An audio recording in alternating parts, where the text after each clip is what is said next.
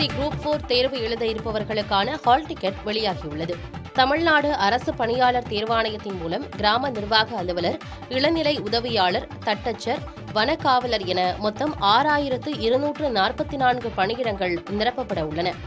இதற்காக 20,37,094 பேர் விண்ணப்பித்திருப்பதாக டிஎன்பிஎஸ்சி தெரிவித்திருந்தது. அதாவது ஒரு பணியிடத்துக்கு 326 பேர் போட்டியிடுகின்றனர். தேர்வர்களுக்கான எழுத்துத் தேர்வு அடுத்த மாதம் 9ஆம் தேதி நடைபெறும் நிலையில் அதற்கான ஹால் டிக்கெட் வெளியாகியுள்ளது. www.tnpsc.gov.in மற்றும் www.tnpscexams.in ஆகிய இணையதளங்கள் மூலம் ஹால் டிக்கெட்டை பதிவிறக்கம் செய்து கொள்ளலாம் என தெரிவிக்கப்பட்டுள்ளது. தமிழ்நாட்டில் கடும் வெயில் வாட்டி வரும் நிலையில் 5 நாட்கள் வரை வெயில் தொடரும் என வானிலை ஆய்வு மையம் தெரிவித்துள்ளது. வங்கக்கடலில் உருவான புயல் மற்றும் வெப்பச்சலனம் காரணமாக தமிழ்நாட்டில் கடந்த சில நாட்களாக பரவலாக மழை பெய்து வந்தது. தற்போது புயல் மேற்கு வங்கத்தில் கரையை கடந்த நிலையில் தமிழகத்தின் வட மாவட்டங்களில் வெப்பம் அதிகரித்து வருகிறது. இந்நிலையில் தமிழ்நாடு மற்றும் புதுச்சேரியில் 10 இடங்களில் வெயில் சதமடித்துள்ளது. அதிக அளவாக சென்னை மீனம்பாக்கம் மற்றும் நுங்கம்பாக்கத்தில் தலா 106 டிகிரி ஃபாரன்ஹீட் வெயில் பதிவாகியுள்ளது. வரும் ஜூன் 2ஆம் தேதி வரை தமிழகம் மற்றும் புதுச்சேரியில் இதே நிலை நீடிக்கும் என்றும் 2 முதல் 3 டிகிரி வரை வெப்பம் அதிகரிக்கும் என்றும் வானிலை ஆய்வு மையம் தெரிவித்துள்ளது.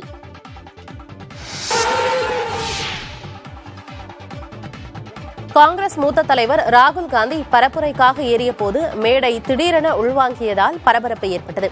பீகார் மாநிலத்தில் நடைபெறும் மக்களவைத் தேர்தலுக்கான பரப்புரையில் ராகுல் காந்தி ஈடுபட்டுள்ளார். பாலிகஞ்ச் பகுதியில் நடந்த வாக்கு சேகரிப்பு கூட்டத்திற்கு சென்ற ராகுல் காந்தி ராஷ்டிரிய ஜனதா தள தலைவர்கள் உள்ளிட்ட இந்தியா கூட்டணி கட்சி தலைவர்களோடு மேடை ஏறினார். அப்போது மேடையின் மையப்பகுதிக்கு சென்றபோது திடீரென மேடை உள்வாங்கியது. இதன்போது ராகுல் காந்தியின் பாதுகாவலர்கள் பதற்றமடைந்தனர். அவர்களை ஆசுவாசப்படுத்திய ராகுல் காந்தி மேடையில் நின்றவாறு கையசைத்தார்.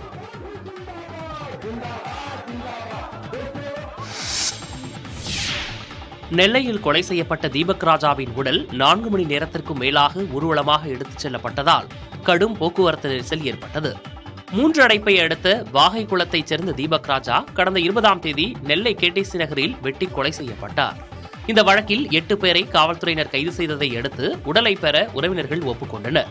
அசம்பாவிதங்களை தவிர்ப்பதற்காக நெல்லை மாநகர பகுதிகள் முழுவதும் 2000க்கும் மேற்பட்ட காவல்துறையினர் குவிக்கப்பட்டனர். இதனைத் தொடர்ந்து தீபக் ராஜாவின் சகோதரர் அந்தோணி முத்துவிடம் உடல் ஒப்படைக்கப்பட்டது. நெல்லை கன்னியாகுமரி நெடுஞ்சாலை வழியாக அவரது உடல் ஊர்வலமாக எடுத்துச் செல்லப்பட அதில் 500க்கும் மேற்பட்டோர் பங்கேற்றனர். மாநகர் பகுதியை கடப்பதற்கே 3 மணி நேரத்திற்கும் மேலானதால் அங்கு கடும் போக்குவரத்து நெரிசல் ஏற்பட்டது. இதையடுத்து காவல்துறையினர் பேரணியில் பங்கேற்றவர்களின் வாகனங்களை தடுத்து நிறுத்தியதால் இருதரப்புக்கும் இடையே வாக்குவாதம் ஏற்பட்டது. தொடர்ந்து பலத்த பாதுகாப்புக்கு மத்தியில் வாகைக்குளம் கிராமத்தில் தீபக் ராஜாவின் உடல் அடக்கம் செய்யப்பட்டது. தமிழ்நாட்டில் வாகன தணிக்கை மூலம் ஒரே நாளில் 1,10,00,000 ரூபாய் அபராதம் வசூலிக்கப்பட்டுள்ளதாக தெரிவிக்கப்பட்டுள்ளது. போக்குவரத்து மற்றும் சாலை பாதுகாப்பு ஆணையர் வெளியிட்டுள்ள குறிப்பில் மாநிலம் முழுவதும் வட்டார போக்குவரத்து அலுவலர்கள், மோட்டார் வாகன ஆய்வாளர்களால் திடீர் வாகன தணிக்கை மேற்கொள்ளப்பட்டதாக கூறப்பட்டுள்ளது.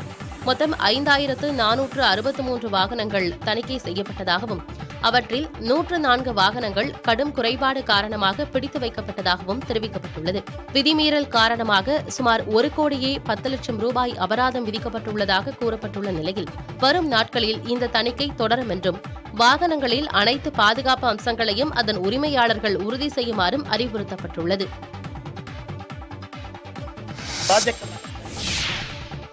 ஜெயலலிதாவை இந்துத்துவா என கூறியதில் என்ன தவறு என பாஜக மாநில தலைவர் அண்ணாமலை கேள்வி எழுப்பியுள்ளார். சென்னையில் நடந்த நிர்வாகிகள் கூட்டத்திற்கு பிறகு செய்தியாளர்களிடம் பேசிய அவர் அதிமுகவினர் விவாதிக்க விரும்பினால் அதற்கும் தயார் என்றும் தெரிவித்துள்ளார். ராமர் கோவிலை பத்தி அம்மா ஜெயலலிதா அவர்கள் national integration council meeting November 23, 1992 பேசுறாங்க. என்ன சொல்றாங்கன்னா, கரசேவை என்பது தவறான வார்த்தை கிடையாது, அது சரிங்கிறாங்க.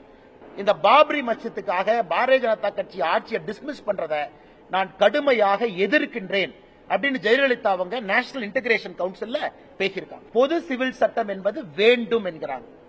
ஜெயலலிதா அவர்கள் மத்திய அரசு கிட்ட சொல்றாங்க, இந்த ராமர் பாலத்தை ஒரு நேஷனல் மானுமெண்டா நீங்க அறிவிங்கிறாங்க.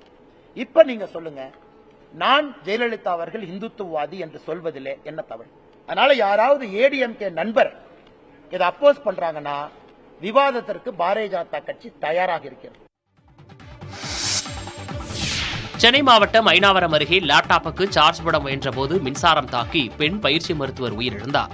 நாமக்கல்லைச் சேர்ந்த சரணிதா MD மருத்துவ படிப்பில் இறுதியாண்டு முடித்துள்ளார். 25 நாட்கள் மருத்துவ பயிற்சிக்காக ஐனாவரம் அருகே உள்ள பெண்கள் தங்கும் விடுதியில் தங்கி கீழ்ப்பாக்கம் மனநல மருத்துவமனையில் பயிற்சி மருத்துவராக பணியாற்றி வந்துள்ளார். இந்நிலையில் சரணிதா காலை உணவு சாப்பிட்ட பிறகு விடுதி அறைக்கு சென்றதாக கூறப்படுகிறது. இதற்கிடையில் அவரது கணவர் பலமுறை கைபேசி மூலம் அவரை தொடர்பு கொள்ள முயற்சித்துள்ளார். சரணிதா போன் எடுக்காத நிலையில் விடுதிக்கு தகவல் அளித்துள்ளார்.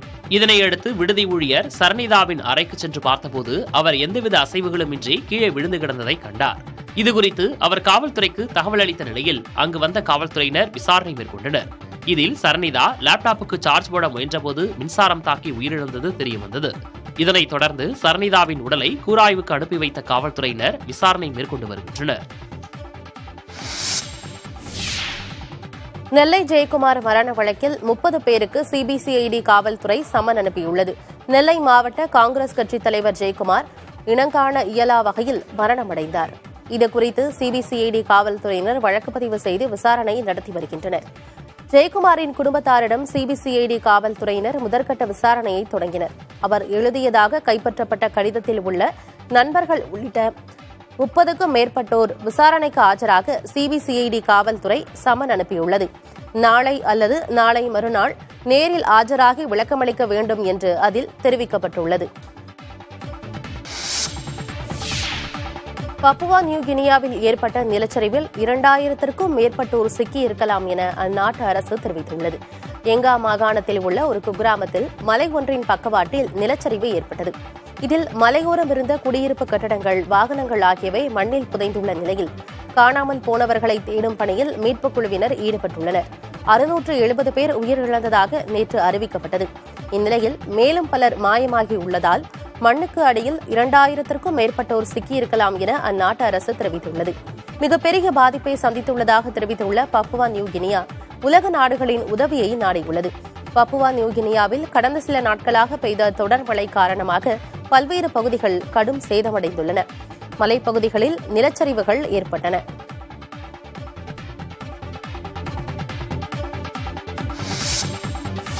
மின்சார வாகனங்களின் மின்கலன்களை வேகமாக சார்ஜ் செய்யும் முதல் மையத்தை சென்னையில் அமைக்க உள்ளதாக ஹுண்டாய் மோட்டார் இந்திய நிறுவனம் அறிவித்துள்ளது.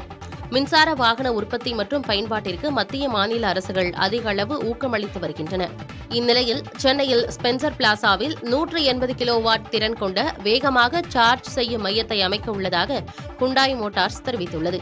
இந்த மையத்தின் மூலம் எந்த நிறுவனத்தின் மின்சார கார்களையும் சார்ஜ் செய்து கொள்ள முடியும் என ஹுண்டாய் தெரிவித்துள்ளது. மேலும் தமிழ்நாட்டின் பல்வேறு இடங்களில் இதுபோன்று 100 மையங்களை அமைக்க உள்ளதாகவும் தெரிவித்துள்ளது.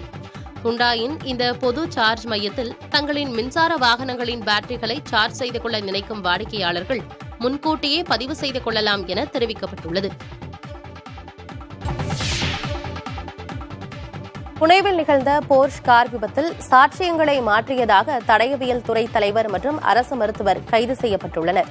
மகாராஷ்டிரா மாநிலம் புனேவில் தொழிலதிபர் விஷால் அகர்வாலின் 17 வயது மகன் மது அருந்திவிட்டு சொகுசு காரை ஓட்டிச் சென்று விபத்து ஏற்படுத்தியதாக கூறப்படுகிறது.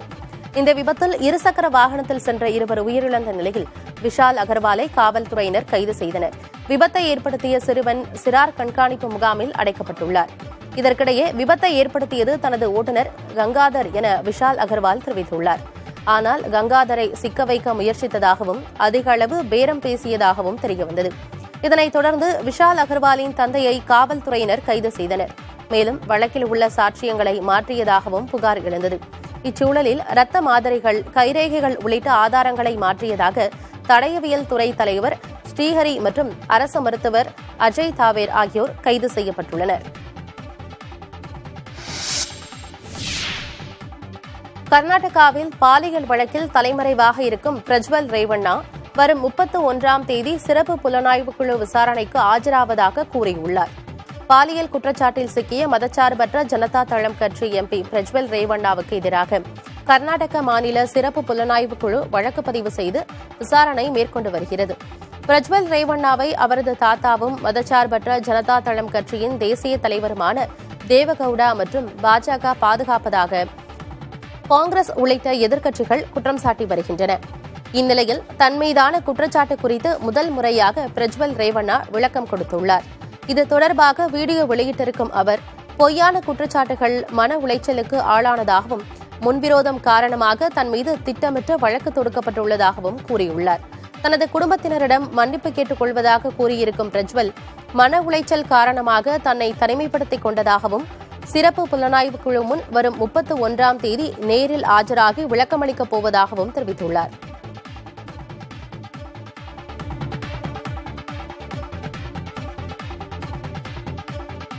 கேரள மாநிலம் இடுகி அருகே சாலையில் வலம் வந்த படையப்பா யானை விரட்டியதால் வாகன ஓட்டிகள் அச்சமடைந்தனர்.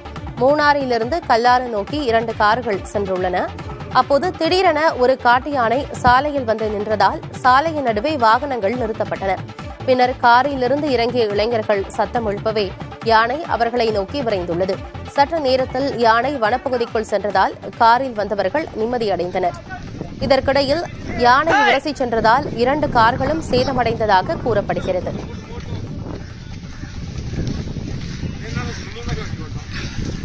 அவன் யாருன்னு அவன்